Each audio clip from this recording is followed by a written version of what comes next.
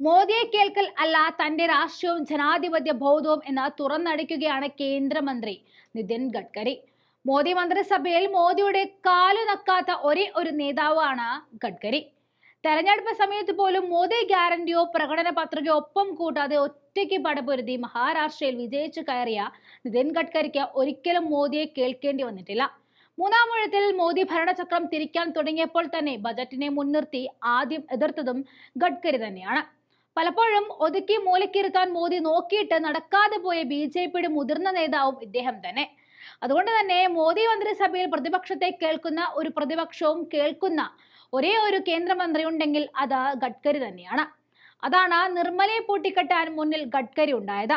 ഇത്തവണ BJP 400 വീമ്പിളക്കി തെരഞ്ഞെടുപ്പ് ഇറങ്ങിയെങ്കിലും കടുത്ത മത്സരത്തിൽ തകർന്നടിഞ്ഞപ്പോൾ മഹാരാഷ്ട്ര മണ്ണിൽ ഈ ദുസ്സഹമായ സാഹചര്യത്തിൽ വിജയിച്ചു കയറാൻ നിതിൻ ഗഡ്കരിക്കായിട്ടുണ്ട്.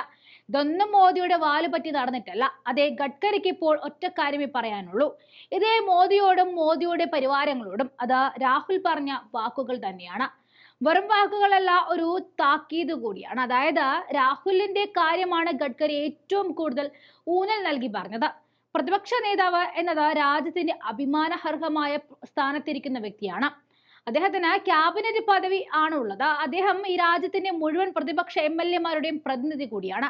അദ്ദേഹത്തിന്റെ വാക്കുകളെ തിരസ്കരിക്കുവാനോ അദ്ദേഹത്തിന്റെ വാക്കുകളെ വളച്ചൊടിക്കുവാനോ ശ്രമിച്ചാൽ ഈ ഭരണം സുഗമമായി 5 കൊല്ലം മുന്നോട്ട് കൊണ്ടുപോകാൻ സാധിക്കില്ല എന്നാണ് അദ്ദേഹം പറഞ്ഞു വെച്ചത്.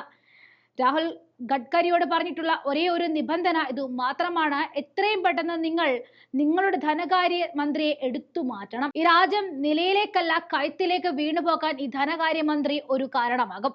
അത്രയേറെ ജനങ്ങൾക്ക് ആവശ്യമായ സാധനങ്ങളുടെയും അതുപോലെ തന്നെ ആരോഗ്യ സേവനങ്ങളുടെ കാര്യത്തിലും വലിയ രീതിയിലാണ് നികുതി രേഖപ്പെടുത്തിയിട്ടുള്ളത്.